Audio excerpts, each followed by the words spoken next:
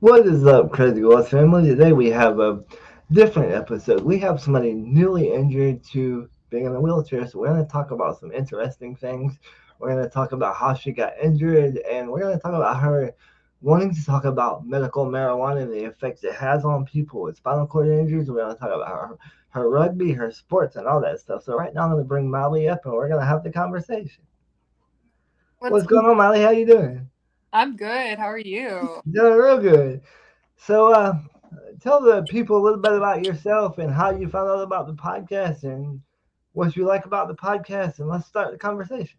Yeah, so my Miley. I am a C5C6 incomplete spinal cord injury. I am 4 years out from my injury, so new, but have a little bit of time under my belt.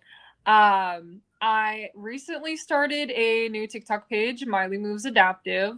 And I found this podcast, reached out and asked if I wanted to be on it, and I was like, oh my gosh, please. There's so many things I want to talk about. So I'm just really excited to be here. So thanks for having me. Yeah, well, I have no limit on the episode. We can go for 2 hours, but um, how did it feel when you first got injured, and what was the biggest part getting used to it?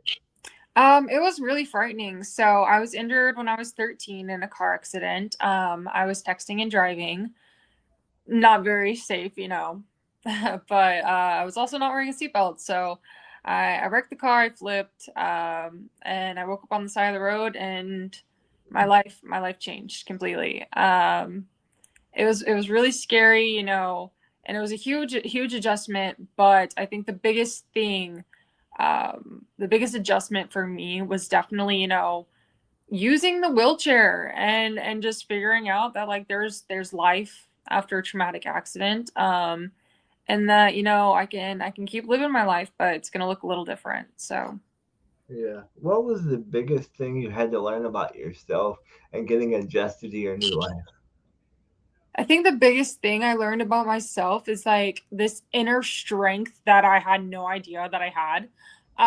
Especially like being so young, I didn't think that I would be able to mentally handle something like this, but I feel like I've taken it very well. I've learned a lot of patience um, through this injury, and so I think that's helped me a lot. So, what was some of the medical things they told you when you was in the hospital and when you woke up? So a lot of the things they told me, well, really they told my parents, and my parents had to tell me was like, you're not going to be able to walk again was the big one. And then you might not come off the trach in the ventilator. You might not be able to eat by yourself, get dressed, do really anything by yourself. And I was like, oh, like okay, that's a wake up.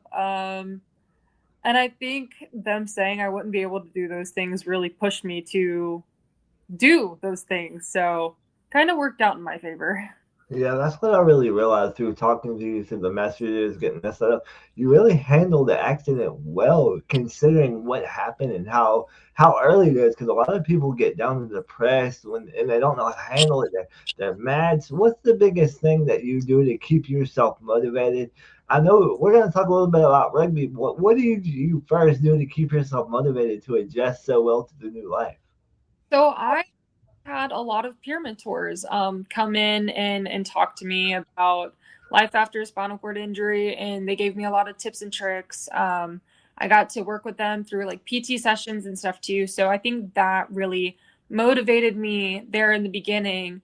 And then of course I found out about wheelchair rugby, and that just I was falling in love, and I was like, all right, let's do this. That's awesome. So, what is the biggest thing you love about wheelchair rugby, and how does it motivate you? What do you like most about it? Oh, I love that it's full contact.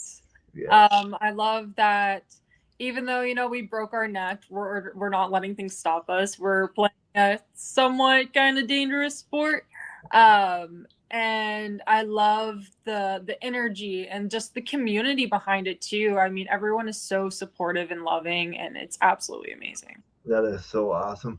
So, I've been watching your TikTok, and I saw that you said that your pill bottles smell like the hospital. So I don't want to go too much into that because you said that kind of gives you PTSD on TikTok. So kind of talk about how that got started and what kind of treatments have you tried or anything like that.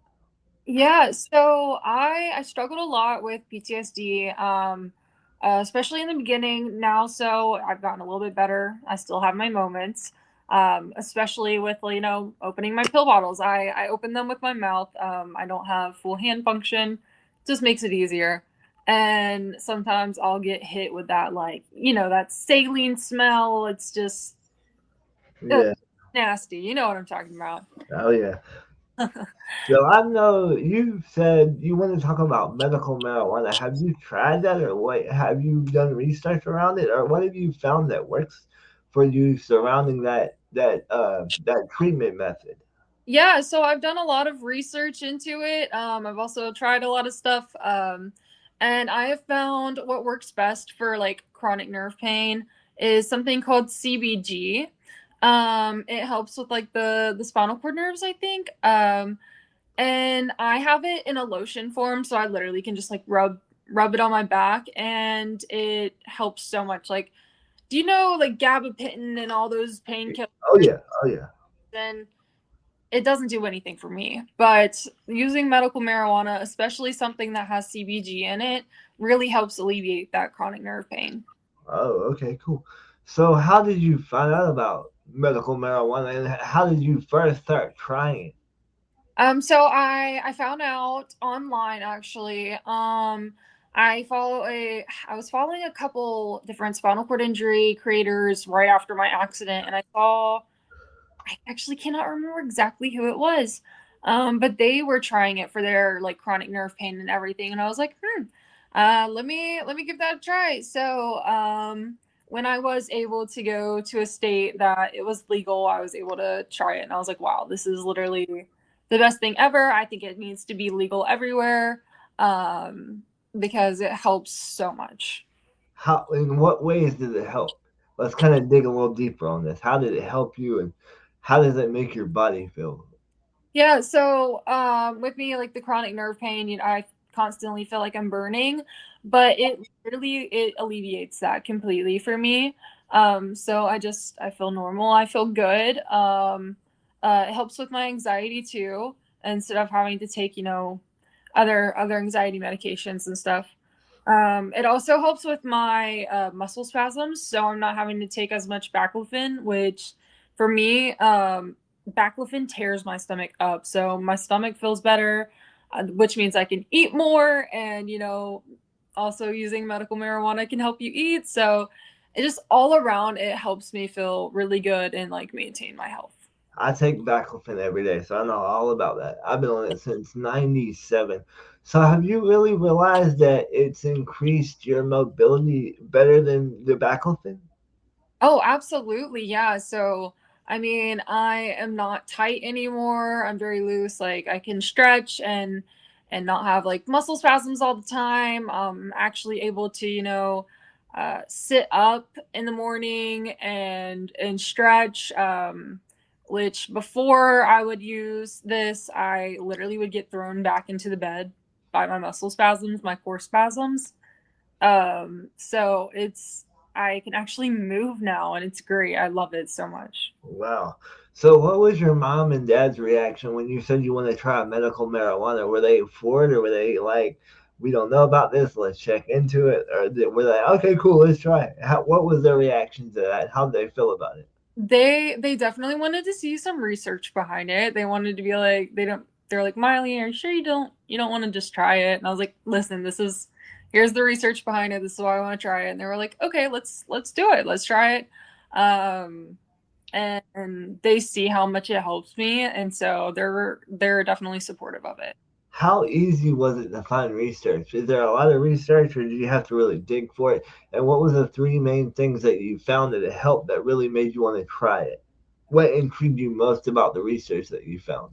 Yeah, so a lot of the research that I found, it honestly wasn't too hard to find. I just looked up medical marijuana in spinal cord injuries, and then another one was medical marijuana for nerve pain, and then medical marijuana for muscle spasms.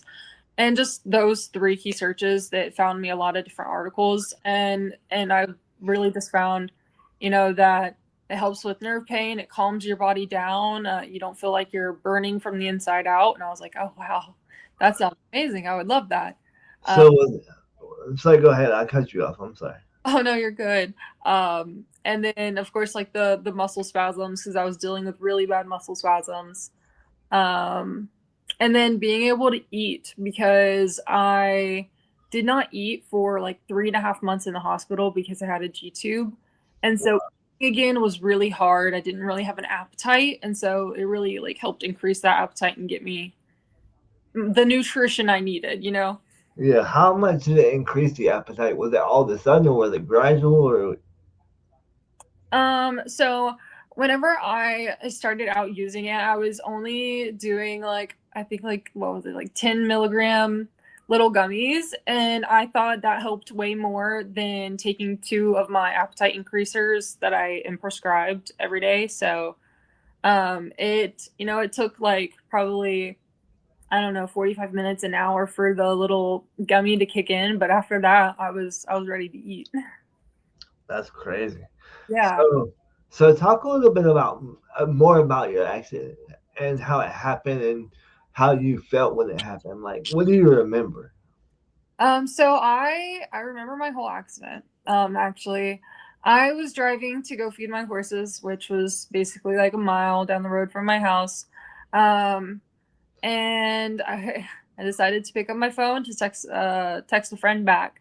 Um, and in doing that, I went off the road to the left, and I went into like a ditch.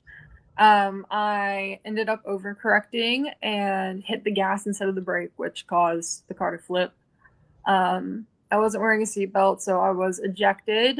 I heard my neck crunch, and then I woke up on the side of the road.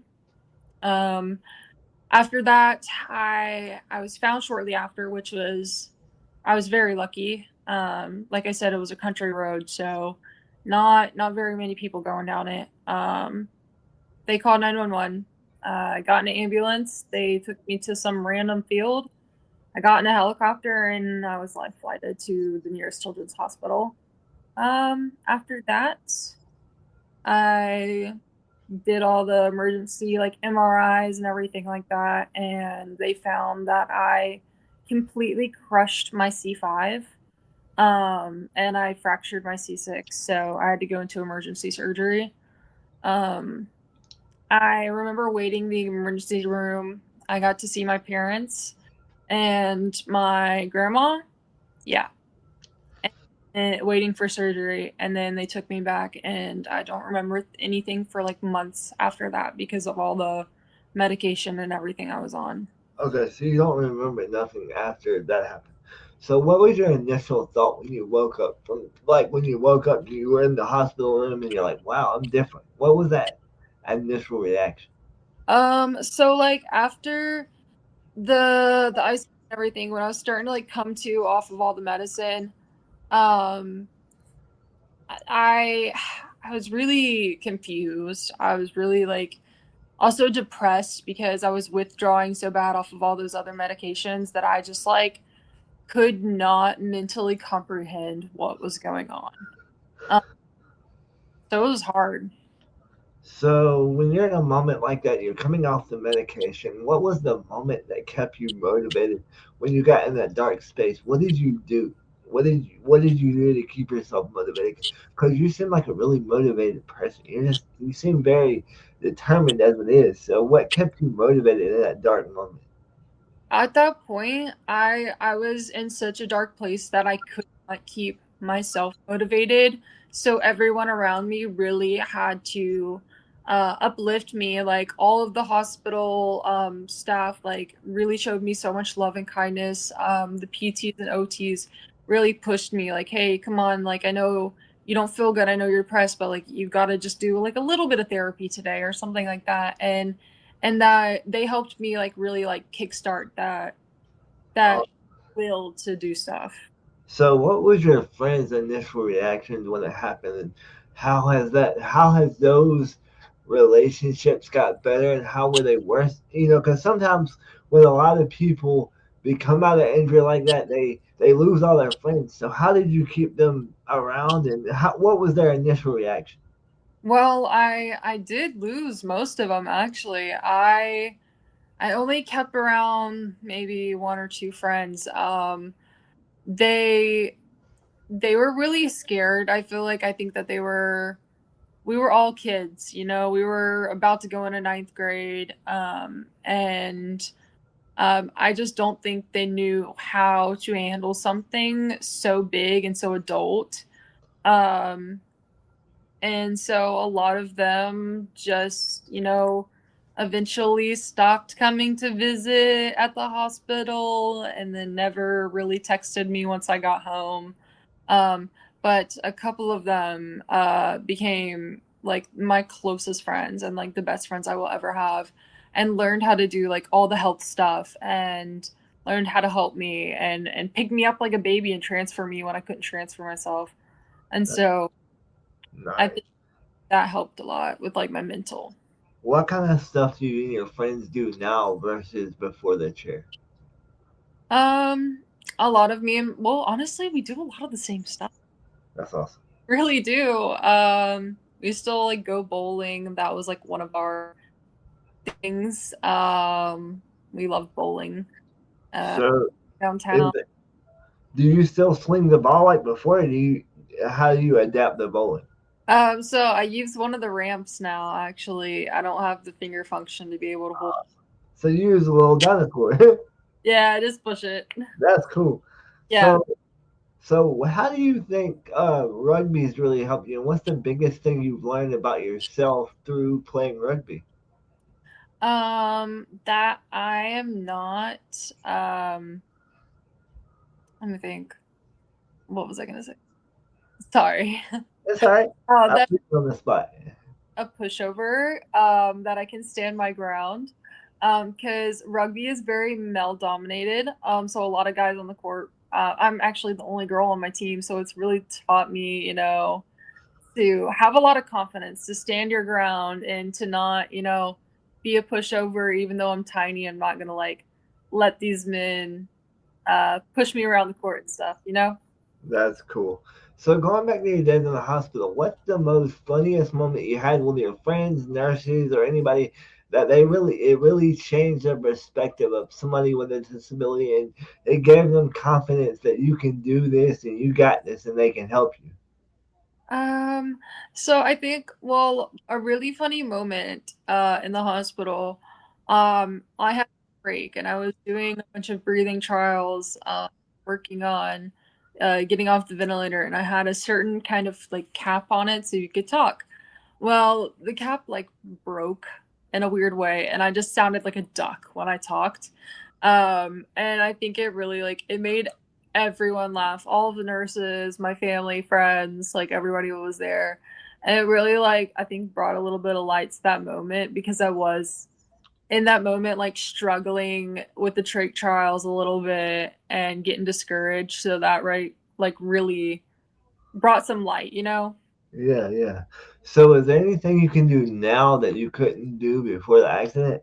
Like, Um, Not really, honestly. I think I lost a lot of my like main sports, but I've found other outlets now.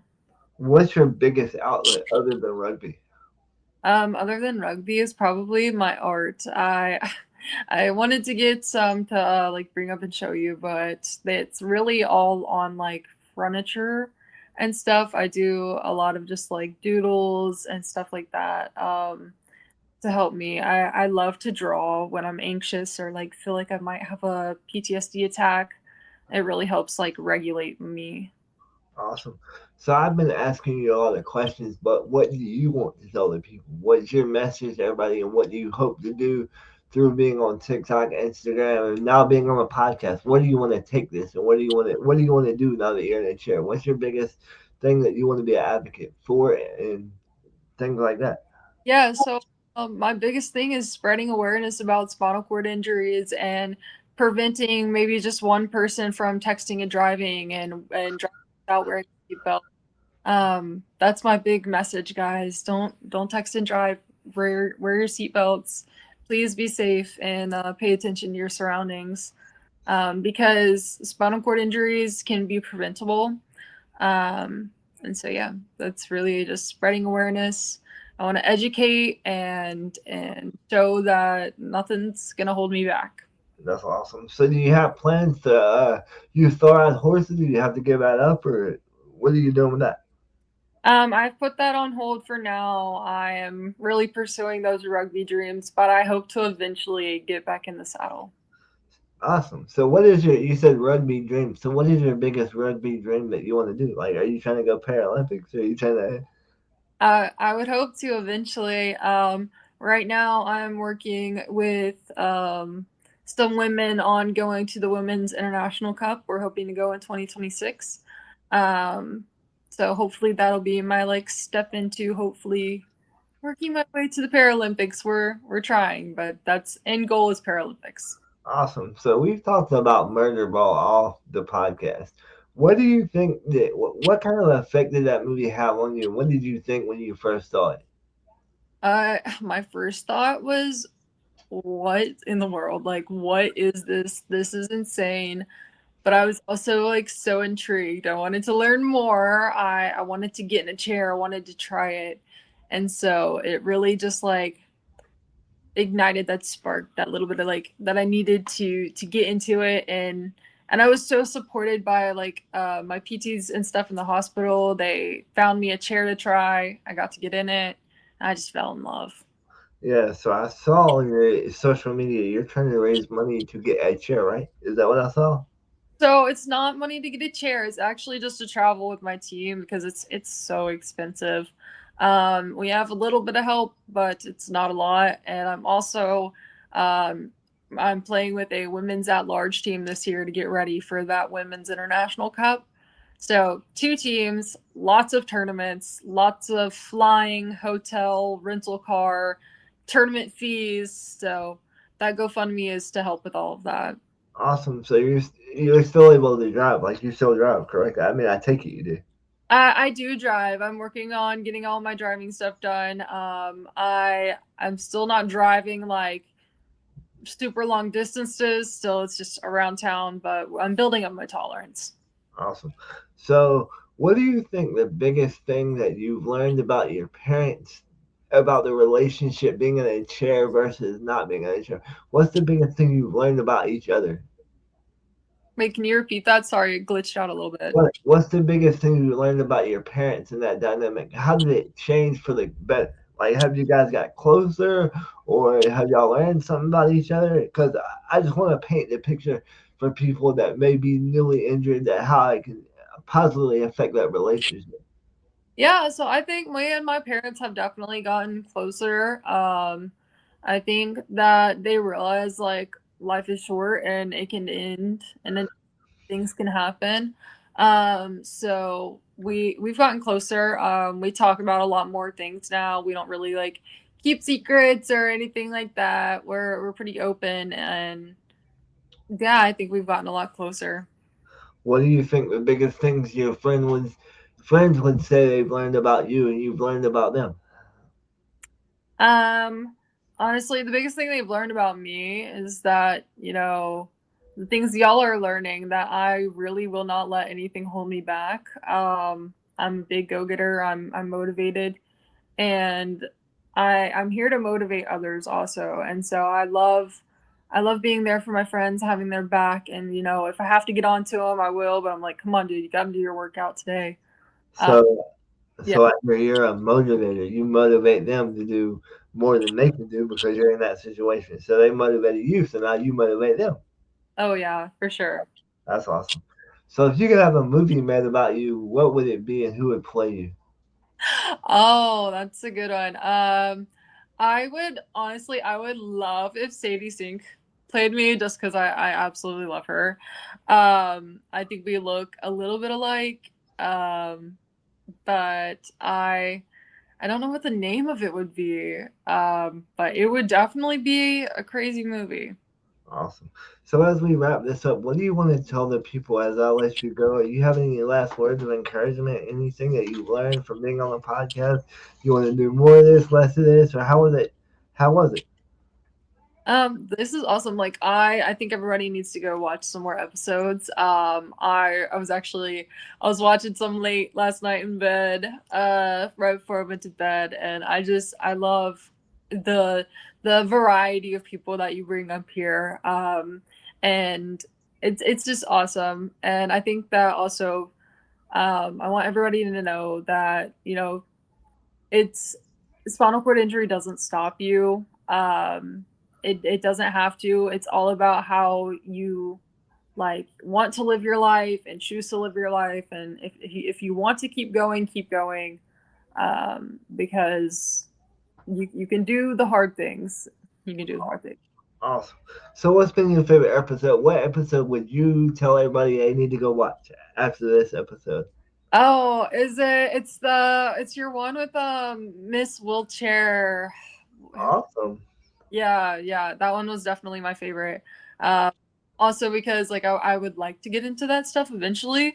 So I was like, oh my goodness, I'm gonna go follow her and reach out to her and get info.